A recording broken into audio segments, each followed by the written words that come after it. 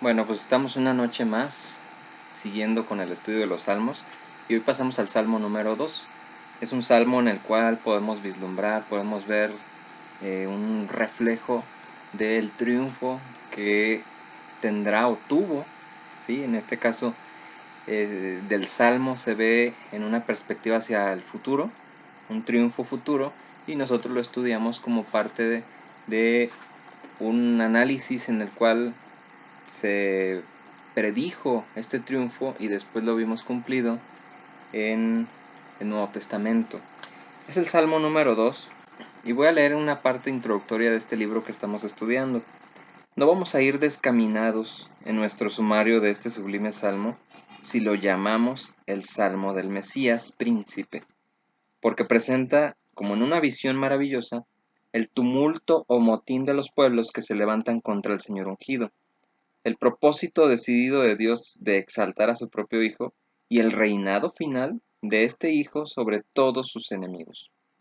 Leámoslo con los ojos de fe, contemplando como en un espejo el triunfo final de nuestro Señor Jesucristo sobre todos sus enemigos. Esto pasó y esto también lo vamos a disfrutar en aquel momento en que Cristo vuelva por todos nosotros. Tenemos en los 3 primeros versículos una descripción del odio de la naturaleza humana en contra de el Hijo de Dios, en este caso de Cristo. Y no se puede hacer mejor comentario sobre ello que el cántico que vemos en Hechos capítulo 4, versículos 27 y 28. Voy a darle lectura, espero que no se me corte aquí el video.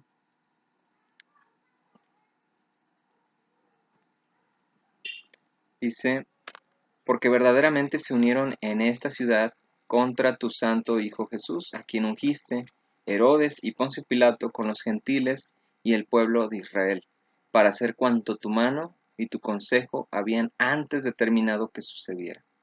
¿Sí?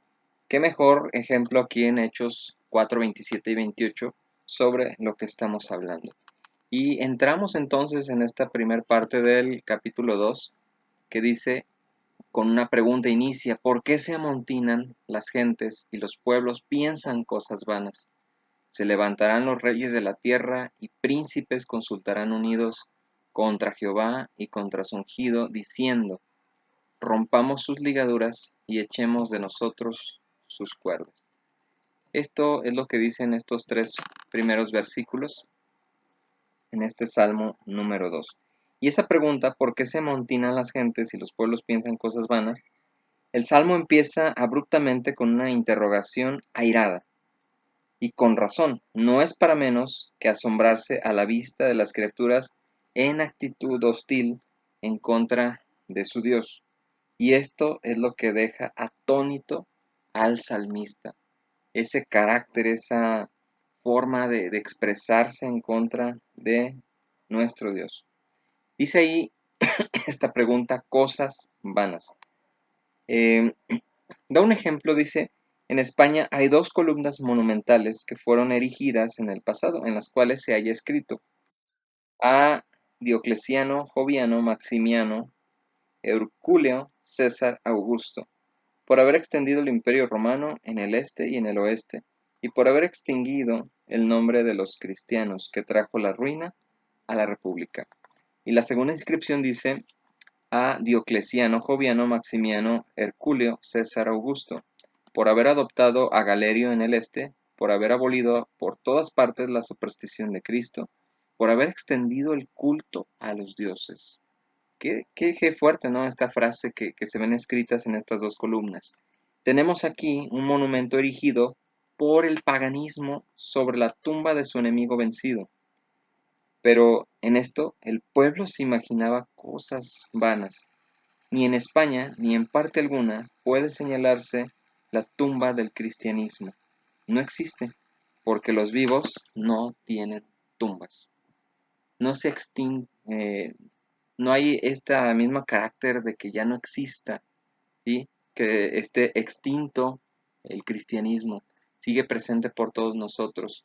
Hoy leía, pues sí leía, ¿verdad? Veía en un video, estaba leyendo la traducción acerca de el comentario internacional bautista con los ucranianos, en el cual una de las frases que me acuerdo dice que podrá cesar el culto, podrá privarse el predicar el evangelio, algo así, pero el cristianismo no se acaba. El cristianismo y el mensaje no está limitado a paredes, a leyes, sino que continúa y no hay una tumba del cristianismo. Aún en medio de las guerras, aún en medio de la pandemia, el cristianismo no está extinto. Y esto lo podemos decir con mucho orgullo. Versículo 2. Se levantan los reyes de la tierra, con malicia decidida se organizaron en oposición contra Dios. No era un alboroto y furia de pasajeros, sino que era un odio profundo, porque habían resuelto de modo claro resistir al príncipe de paz. Y todavía actualmente vemos cierto carácter de esto, de esa resistencia profunda en contra de nuestro Señor Jesucristo. Y los príncipes conspiran juntamente contra Jehová y contra su ungido. Se preparan para su campaña de guerra con astucia, no con prisas e improvisación, sino de modo sistemático y deliberado. Hacen uso de todas las artes de la guerra, como Faraón exclaman, los trataremos con astucia y prudencia.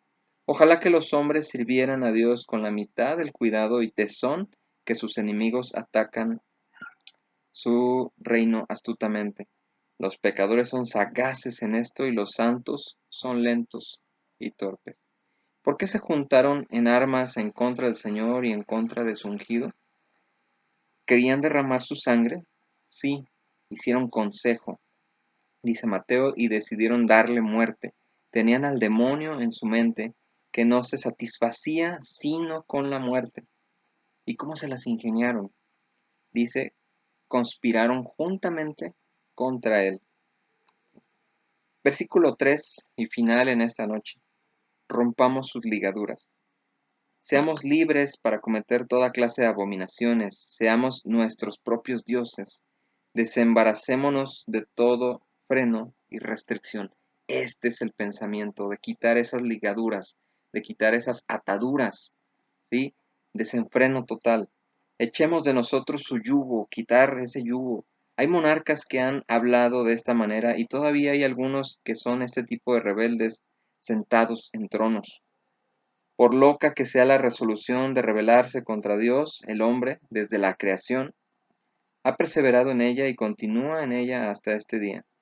El glorioso reinado de Jesús en los últimos días no quedará consumado hasta que una lucha terrible haya convulsionado las naciones. Para la cerviz, sin la gracia, el yugo de Cristo es intolerable, pero para el pecador salvado es fácil y ligero. Podemos juzgarnos a nosotros mismos en esto. ¿Amamos este yugo o procuramos echarlo lejos de nosotros? Hace algunos viernes, cuando iniciamos el Salmo 1, yo les pregunté si la vida en Cristo era pesada, si la vida en Cristo era agobiante, si era una carga difícil de llevar, y finalmente les pregunté si disfrutábamos de esta vida en Cristo. Si no la disfrutamos es que algo está mal. Y esta pregunta vuelve a ese punto, ¿no? ¿Queremos echar ese yugo de nosotros o disfrutamos de ese yugo sobre nosotros? ¿Somos siervos por obligación o somos siervos por amor? Creo que esto debemos de reflexionarlo. Con esto terminamos. ¿Disfrutamos la vida en Cristo?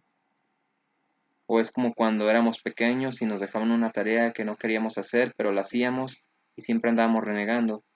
O a lo mejor renegamos al inicio, pero terminamos haciéndola con gusto. ¿Cuál es nuestra situación? ¿Disfrutamos verdaderamente de una vida con Cristo? ¿Del yugo, sí, que es ligero y fácil? ¿O en la primera oportunidad queremos despojarnos de él? Es buena pregunta para que cerremos esto y pensemos nuestra actitud. ¿Cómo estamos llevando nuestra vida? ¿Cómo estamos llevando estas situaciones y en este mundo actual y en estas circunstancias difíciles que vemos en medio de esta situación de guerra? Y el ejemplo que aún en medio de las situaciones difíciles alaban al Señor, ¿sí? En medio de las situaciones difíciles permanecen con el yugo puesto y no se rebelan contra Cristo, como lo vemos en estos primeros versículos del Salmo número 2. Que Dios les bendiga y seguimos adelante, seguimos en contacto. Bendiciones y que pasen una excelente noche.